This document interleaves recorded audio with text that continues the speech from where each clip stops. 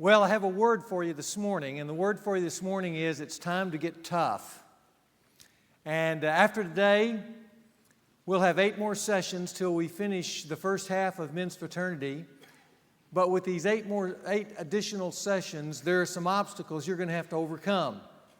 The first is that from this point on at 5:30 or 5 or whenever you get up in the morning, it's not only dark, now it's going to be cold on top of that. That's the first obstacle you're going to have to overcome. Secondly, as Bill mentioned, we're going to be going through some intense material. And so to stay with that intense material, you're going to have some toughness to make it through. But I want you to know, as you already probably know deep in your heart, there's not anything that's really valuable that isn't tough. Isn't that true? Anything that's really worthwhile requires some toughness. And so the truths and the information that we're going to be going through over the next 8 weeks, I really think are some of the most life-changing thoughts and insights that a man can have to readjust his life and be the authentic man that he really wants to be. So you hang with us over these next 8 weeks, and I can promise you that some of these sessions may be the key to unlocking your personal manhood. But it's going to require some toughness. And you go, well, how tough do I need to be over the next 8 weeks? Well, I want to give you a story that will kind of be the image that I want you to have every Wednesday when the alarm goes off at 5 a.m. Here's the story. Years ago, I was talking to a professional football player about a friend of his that played for the Minnesota Vikings. His name was Bill Brown. Now, this is years ago. Bill Brown doesn't play football anymore, but he was an all-pro fullback for the Minnesota Vikings. And this guy who was telling me the story about Bill told me that he was one of the toughest characters that he had ever met, not just in football, but just in life.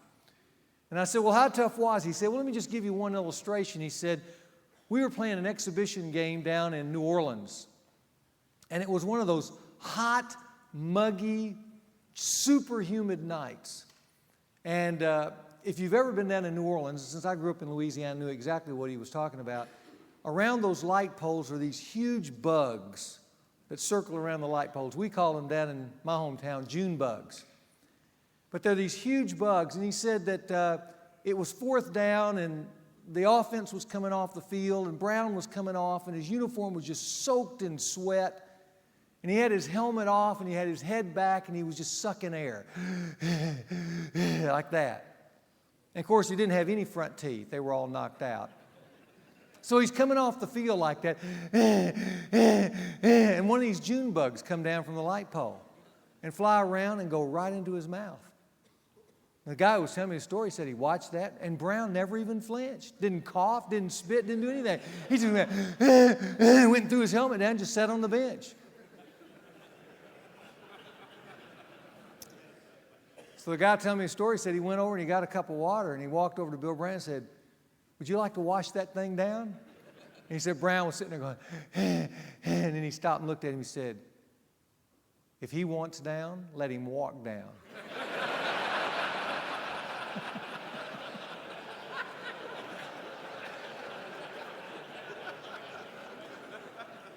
That's tough, isn't it? Okay, when the alarm goes off at 5 over the next 8 weeks, you think, Bill Brown. He can do it, I can do it. I can get up and go. Well, this morning we're going to talk about remembering Dad. And I want to start by asking you to remember back with me a few years ago to a character by the name of Jeffrey Dahmer. Does that ring a bell with anybody? Jeffrey Dahmer.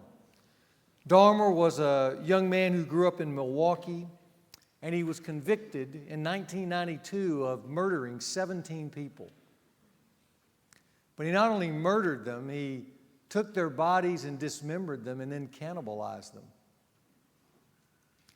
Dahmer was convicted of his crime that year and sentenced to 975 years in prison. About 2 years into his incarceration, Dahmer was murdered by some fellow inmates. And right after he was murdered, some scientists wanted to take his brain and study his brain and see if there was a genetic propensity to that kind of violence. His mom was excited about doing that because she was under such guilt. The dad, Lionel, said, no, I really don't want to do that. I don't want to know anything. But then several years later, Lionel began to be tortured about how his son could have gone from being the young boy that he knew to this serial murderer. And so, being a university professor, he began to kind of explore his own life and raising that young man into manhood. And he wrote a book called A Father's Story. And in that book, it pictured the home life of Jeffrey Dahmer. It was a home life where there was, in Lionel's words, domestic conflict and parental neglect. He was a father consumed with his own graduate work rather than his son. He was too busy to participate in his son's life, and he raised a boy, in his words, devoid of attention and affection. And then Lionel Dahmer summed up raising his son with these words, "And so I wasn't there to see him as he began to sink into himself. I wasn't there to sense that he might be drifting towards that unimaginable realm of fantasy and isolation that it would take me nearly 30 years to recognize." I want you to look at the quote just for a moment. There are three key statements. I have them highlighted there in Dahmer's relationship with his son. I wasn't there. He began to sink into himself. He might be drifting. Boy, what an understatement. But you know, when dad is missing from a son's life, a son does not have the strength to stand in life. He sinks. And he doesn't have the strength to stay put in the right places. His tendency is to drift in life, not achieve the kind of manhood that he was meant to achieve under the tutelage of a healthy relationship with dad. Did you know that today in America, 2 out of every 5 children grow up in America fatherless? Did you know 50% of all children in America will spend part of their childhood in this country, as sophisticated as it is, without dad? You have a graph on your outline I'd like you to fill in just for a moment. It shows the percentage of fatherlessness that has been steadily rising in America since 1960. For instance, in 1960, children living with father comprised 82.5% of all the children in America. Living apart from father was 17.5%.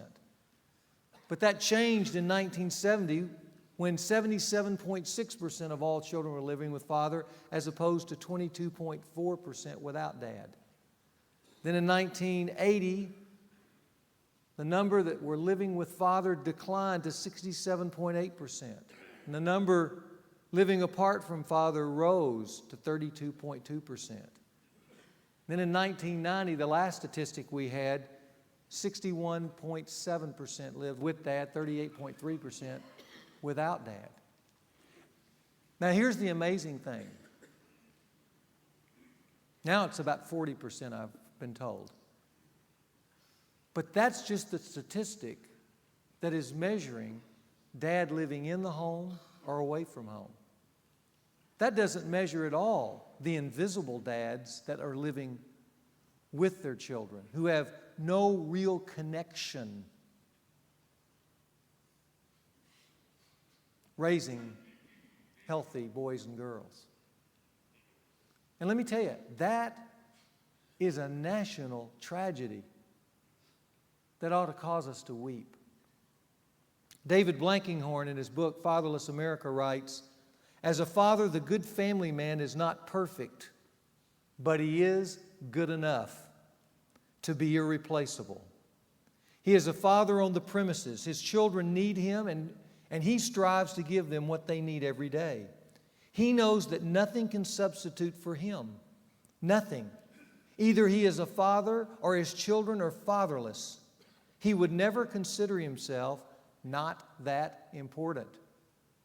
Let me tell you, the Scripture says that dad is not only just important, the Scripture says that the glory of sons is their fathers. That's what Proverbs 17:6 says. The glory of sons is their dads. Every dad gets undeserved admiration from his son the minute he comes into the world. There's just this natural instinct for a son to worship his dad and to give his dad all kinds of credits that he really doesn't deserve, but that's the way life starts. And dad can either build on that advantage or he can squander that advantage. A son looks to dad and says, I want to be like my dad. And if any of you are dads, you know that. You just see that natural admiration. They follow you around. They want to emulate your actions and activities. They're out bragging in the backyard. My dad can beat up your dad. My dad can run faster than your dad. They think of you as the superhuman. And if a dad builds on that and blesses his son, then his son goes out in life steadied. His son has weight rather than weightlessness in his soul. His son has advantages other sons don't have. On the other hand, if dad squanders that and loses that advantage, one day, because the son will try not to recognize that in some of his formative years, but there comes a place where one day the son wakes up and realizes he hasn't been blessed. He's been wounded. And he begins to hurt.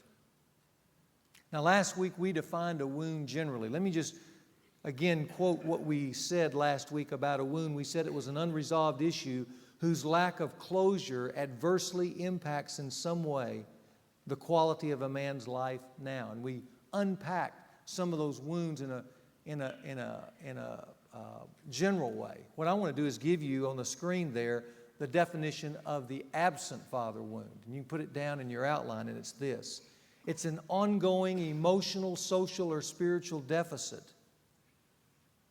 that's ordinarily met in a healthy relationship with dad that now must be overcome by other means. It's an emotional deficit. That is, there was no heart connection with dad. It was a social deficit. There was no companionship with dad. There was a spiritual deficit. There was no substantive connection of direction from dad. The question is this morning for us that I want to lay on the table is this question. How do you remember your father? How do you remember your dad?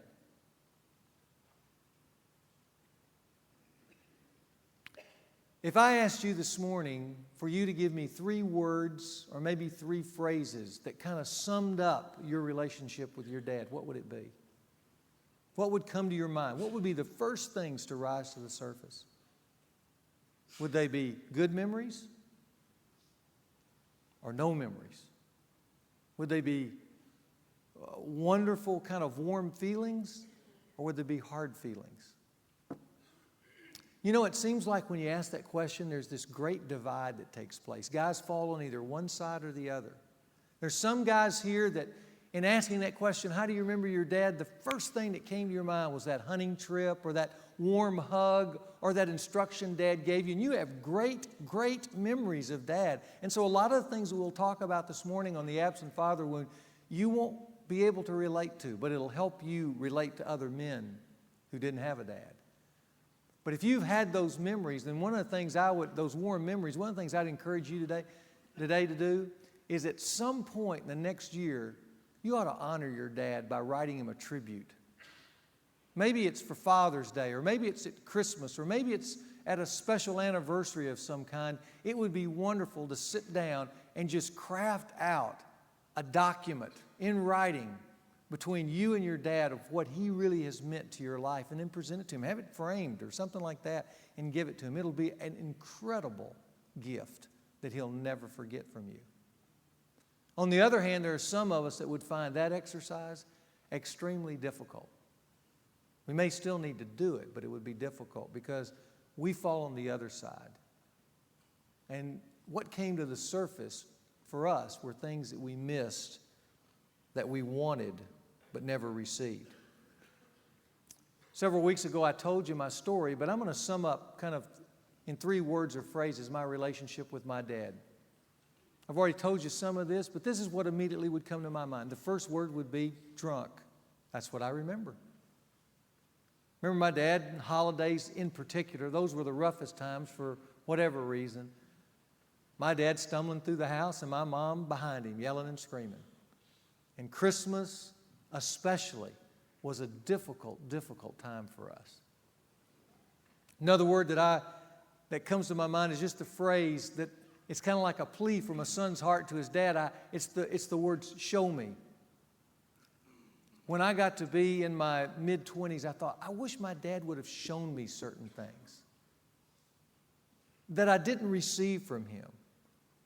And I wanted to ask him, why did you leave me guessing at everything? Why didn't you tell me how to do things? I had to discover them kind of through scratching and clawing. Everything seemed to be a dogfight for me, from inadequacy to adequacy. And the humiliation in between made me mad. And I didn't want to be an angry guy, but I grew up an angry guy. Why weren't you there for me to take a few of the bumps out of life? Dad was always in the shadows. In fact, I got a picture that was kind of becomes art imitating life. And this picture is from 1970. It was the last time the three boys and Dad were all together in the same place. We'd never be together again after this moment. And we were home visiting. My brother was in the Navy. I was about to go off to seminary. My younger brother, John, who's there in the foreground, was about to leave college and go off and hunt and fish and do some other things in Wyoming for the next 8 years and kind of get lost. But he was about to leave home, and so there we were, and my mom said, let's all go into the backyard and take this picture, and she did. She took this picture, and there it is. And I thought, now that's an interesting picture. Sometimes there are pictures that just summarize life. Because there we are, the three boys, in the bright sunshine. You see us there? In the kind of the full bloom of early manhood. And the sun is shining on us. We're clear. We're crystal clear in that picture. And then, do you see my dad? See, we didn't see him either. But not just in that picture. In all the years growing up, Dad was always in the shadows. He was around, but we just never could get him into focus. And that's what it felt like growing up. There's a third word that comes to my mind, though, when I think of my dad. I think of the word, and I mentioned this to you before, it's just the word fishing, because the best of Dad was in those 3 or 4 fishing trips where we connected heart and soul just for a short period of time. But you know, one of the reasons I like getting up early in the morning and having coffee is because on those fishing trips, we went down to that little post office cafe, and we would go in right before we'd leave for the fishing trip. And I can remember sitting at the counter, and my dad would pour a little coffee into this cup and some milk and fill it up and have a coffee milk. And I'd smell the coffee and all that, and it just became so important to my soul that it just registered there. And so every time I walk into a restaurant early in the morning, it just brings back that good experience just for a moment. But that's how I remember Dad. Good and bad. There and invisible. All at the same time. How do you remember your dad? Did you know it's important to go there? It's a starting place for manhood, is in remembering Dad. Well, if you look back into your life and what you discover is a wound, we need to talk about the effects of that wound. What the absent father wound results in. I want to give you 4 things that I see in men that indicate they have a wound. The first is this: anger and pain. Anger and pain. Boys that grow up to be men without dad feel anger, and they're not sure why, and they feel pain. Did you know the Bible speaks clear to that? It shows the connection between a man's anger and his dad. 2 verses in particular point that out. The first is Ephesians 6:4. Here's what it says. It says to dads, "And dads, do not provoke your children to anger." Isn't that interesting? But bring them up in the discipline and instruction of the Lord. Now, it's talking about giving them life direction, filling up their soul with substance. But it makes an interesting corollary there. It says if you don't do that, then what you are filling the soul of that child up with is anger. Because it'll frustrate, their life will be frustrated by their incompetency and their sense of inadequacy, their inability to deal with life in a way that makes them successful. So you can give them instruction or you can give them anger. It's your choice.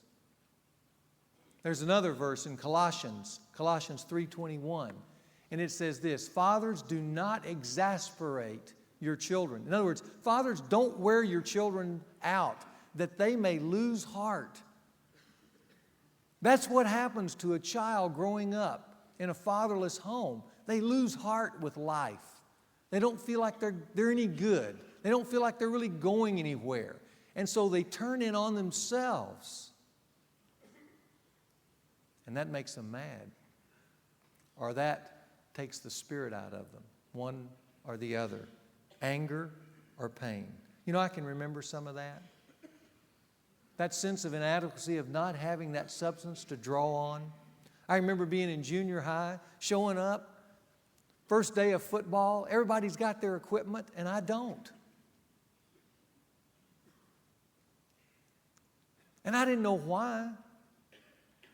And the coach pointing out that I didn't have all the right equipment, and everybody kind of laughing and pointing at me. And that made me mad. I didn't know who to get mad at. It just made me mad because I felt foolish. I can remember being in high school, dating a young lady and making mistake after mistake after mistake. I can remember being in that Buick Wildcat and leaving rubber 100 feet up the road after saying goodnight because she was mad at me and I was mad at her. And then I was mad at me. And I didn't know why I was mad at me except I didn't know how to engage a young woman in an adequate way. Because nobody told me. And I guessed at it. And as a 16 or 17-year-old, I guessed wrong. And my way of showing that was leaving rubber all the way up the street. Maybe that brings back a memory for you.